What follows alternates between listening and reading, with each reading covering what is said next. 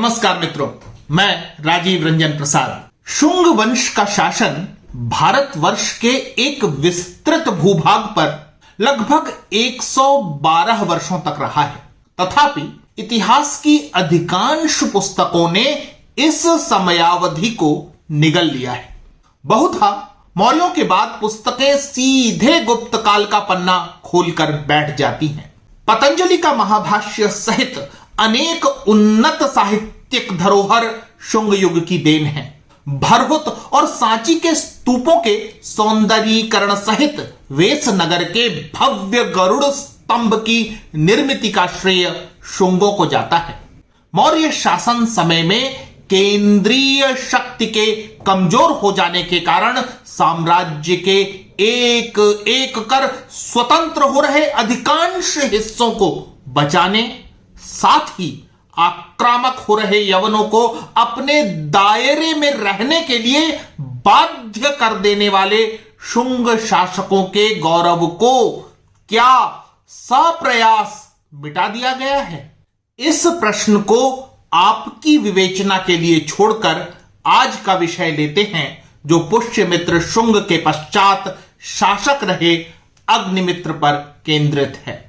अग्निमित्र की राजनैतिक सक्रियता तो मौर्य शासन समय में ही आरंभ हो गई थी, तथापि उन्हें वर्ष 148 ईसा पूर्व में सिंहासन प्राप्त हुआ और उन्होंने 8 वर्षों तक शासन किया है। अग्निमित्र को महाकवि कालिदास की कृति मालविकाग्निमित्रम के नायक के रूप में कौन नहीं जानता। तथापि एक कुशल रणनीतिकार और प्रशासक के तौर पर उनका मूल्यांकन करने में इतिहासकारों ने कृपणता का परिचय दिया है। अग्निमित्र के राजनैतिक रूप से सक्रिय होने की जानकारी मिलती है जब अंतिम मौर्य शासक बृहद्रथ के हाथों में मगध केंद्रित भारतवर्ष की सत्ता थी। जैसा कि कमजोर शासकों के दौर में देखा गया है, दरबार में गुटबाजियां होती हैं, शक्ति के कई केंद्र पनपने लगते हैं। बृहद्रथ के शासन समय में एक केंद्र था उनके अपने सचिव का, जबकि दूसरे केंद्र का नेतृत्व उनके सेनानी पुष्यमित्र कर रहे थे। राजा ने अपने दोनों विरोधाभासी गुटों को संतुलित करने का भरपूर प्रयास किया। मौर्य शासन समय में ही विदर्भ का प्रशासन भार राजा ने अपने सचिव के पुत्र याज्ञसेन को तथा विदिशा का प्रशासनिक दायित्व सेनानी के पुत्र अर्थात अग्निमित्र को प्रदान किया गया था। स्वाभाविक था कि पाटलिपुत्र के सत्ता केंद्रों का संघर्ष विदर्भ और विदिशा के मध्य भी प्रसारित हुआ। उस दौर में केंद्र की आर्थिक और राजनीतिक स्थिति ठीक नहीं थी, साथ ही यवन आक्रमण की संभावनाएं सामने थी। सैन्य शक्ति में अभिवृद्धि किए जाने की आकांक्षा रखने वाला सेनानी और शांति वार्ता से ही यवनों के साथ उपजी युद्ध जैसी परिस्थिति को निपटा लेने की आकांक्षा रखने वाला राजा एक दूसरे से असहमत थे।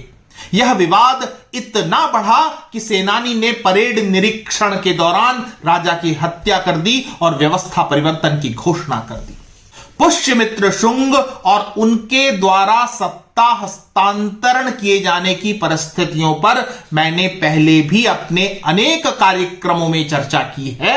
उनके लिंक डिस्क्रिप्शन में प्रदान कर रहा हूं, अतः विषय के पुनः विस्तार की यहां आवश्यकता नहीं है। पुष्यमित्र ने बिखरते प्रशासन को समेटा और जितना भूभाग अधिकार क्षेत्र में बचा उसे सुदृढ़ करने का प्रयास किया। विदर्भ के प्रशासक याज्ञसेन के पिता, जो कि मौर्य राजा बृहद्रथ के सचिव हुआ करते थे, उन्हें बंदी बना लिया गया। इस व्यवहार से क्षुब्ध विदर्भ ने मौर्यों के पतन के पश्चात भी शुंग अधीनता को स्वीकार नहीं किया। याज्ञसेन ने अपने नेतृत्व में स्वतंत्रता कायम कर ली थी। शुंगों ने तत्काल विदर्भ का दमन क्यों नहीं किया? संभवतः इसका कारण यह हो सकता है कि वे किसी नवीन आंतरिक कलह को प्रोत्साहन देने के स्थान पर पहले सिंहासन को भली भांति सुरक्षित कर लेना चाहते थे। ऐसे राजनैतिक उथल पुथल वाले दौर के इतिहास को महाकवि कालिदास ने अपने नाटक मालविकाग्निमित्रम में बहुत ही रुचिकर तरीके से प्रस्तुत किया है। प्रतीत होता है जिस समय पुष्यमित्र शासन प्रबंधन में व्यस्त थे, अग्निमित्र बहुधा दायित्वों से मुक्त थे। एक ओर यवनों से पाटलिपुत्र का संघर्ष चल रहा था, ठीक उसी समय अग्निमित्र और मालविका की प्रेम कहानी अपने उत्कर्ष पर थी। अग्निमित्र की धारिणी और इरावती नाम की दो रानियां थी। कालांतर में उसने विदर्भ की राजकुमारी मालविका से प्रेम विवाह किया। इसका तात्पर्य यह भी नहीं कि अग्निमित्र केवल आनंदोत्सव में मग्न रहा। संभवतः उसका दायित्व आंतरिक विचलनों पर नियंत्रण करना रहा होगा, अथवा वह अपनी स्वतंत्रता कायम कर लेने के दृष्टिगत विदर्भ को सबक सिखाने और उसे शुंग प्रशासन का हिस्सा बना लेने का अवसर तलाश रहा था। विदर्भ ने स्वयं ही उसे इसका कारण प्रदान कर दिया। विदर्भ की स्वतंत्रता को शुंग शासकों ने हल्के में लिया था। नाटक मालविकाग्निमित्रम के प्रथमांक में उल्लेख है, अचिराधिष्ठित राज्य शत्रु प्रकृतिस्व रूढ़ मूलत्वात् नव संरोपण शिथिलस्तरूरिव सुकरः समुद्रतुम। अर्थात जो शत्रु अभी नया नया राज सिंहासन पर बैठा हो और जो पूर्ण रूपेण प्रजा में अपनी जड़ न जमा सका हो, वह नए रूपे हुए दुर्बल पौधे के समान बड़ी सरलता से उखाड़ा जा सकता है। मालविकाग्निमित्रम से ज्ञात होता है कि जब अग्निमित्र का मित्र और याज्ञसेन का पितृव्य माधव सेन गोपनीय रूप से विदिशा आ रहा था, उसी समय विदर्भ के अंतपाल ने उसे पकड़ लिया, बंदी बना लिया गया। इसकी जानकारी मिलते ही शुंग युवराज और विदिशा के उपराजा अग्निमित्र ने माधव सेन को मुक्त किए जाने के लिए यज्ञसेन को पत्र लिखा। विदर्भ ने इस पत्र का मर्म समझना नहीं चाहा। शुंग शासन को कई मोर्चों पर उलझा देख अग्निमित्र के आग्रह की विदर्भ शासन ने पूर्णतः अवहेलना कर दी। अपितु विदिशा के समक्ष विदर्भ ने यह शर्त रख दी कि माधव सेन की मुक्ति तभी हो सकती है जब उसके पिता, जो कभी मौर्य राजा के सचिव रहे थे, उन्हें बंदी गृह से मुक्ति प्रदान की जाए। एक बहुप्रतीक्षित युद्ध को कारण बनने के लिए ऐसे ही उत्तर की प्रतीक्षा रहती है। अग्निमित्र ने अपनी सेना विदर्भ के विरुद्ध भेज दी। दोनों सेनाओं में भयावह युद्ध हुआ। अंततः विदर्भ निर्णायक रूप से पराजित हुआ। यज्ञसेन को बंदी बना लिया गया। वर्धा नदी को केंद्र में रखकर विदर्भ के दो अलग अलग प्रशासनिक विभेद कर दिए गए, जिससे वहां से संगठित विरोध का अब कोई स्थान शेष न रहे। अग्निमित्र की इस विजय के साथ ही संपूर्ण विदर्भ क्षेत्र शुंग प्रशासन के अधीन आ गया था। मालविकाग्निमित्रम नाटक में वर्णित इस प्रसंग से अग्निमित्र के व्यक्तित्व के कई पहलू सामने आते हैं, जिसमें से एक बेसुध प्रेमी का पक्ष है, कला के प्राश्रय दाता का पक्ष है, कुशल योजनाकार तथा उचित युद्ध नीति के जानकार वाला पक्ष है, साथ ही वे अच्छे प्रशासक भी सिद्ध होते हैं। पुष्यमित्र शुंग ने युवराज अग्निमित्र को अपने शासन समय तक राज्य के दक्षिणी हिस्सों का उपराजा बनाए रखा, तथापि अधिक युद्धों में संलिप्तता प्रदान नहीं की। पाटलिपुत्र में जो अश्वमेध यज्ञ शुंग काल में हुए, उनमें उपस्थिति के लिए अग्निमित्र को निमंत्रण भेजा गया, परंतु अश्व को सुरक्षित वापस लाने का दायित्व उन्हें प्रदान नहीं किया गया था।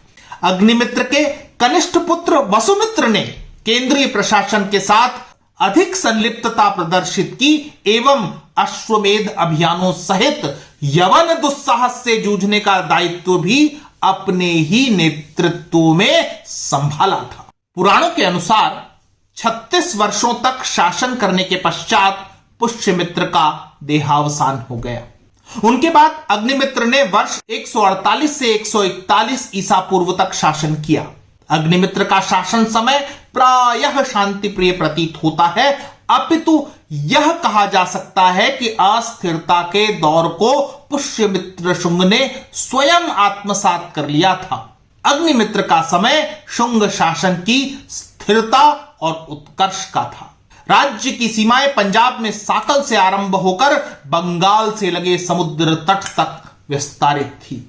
उपजाऊ गंगा घाटी के लगभग सभी परिक्षेत्र शुंग ध्वज के नीचे एकत्रित हो गए थे। प्रतीत होता है कि अग्निमित्र सहित उनके पश्चात के शासकों ने भी राज्य सीमा के विस्तार की महत्वाकांक्षा प्रदर्शित नहीं की, अपितु शांति काल बनाए रखने में अपना और शासित क्षेत्र का हित समझा। शांति के समयों में ही कला, साहित्य और विज्ञान की उन्नति होती है। यही कारण है कि इन क्षेत्रों में शुंगकालीन अनंत उपलब्धियां हैं।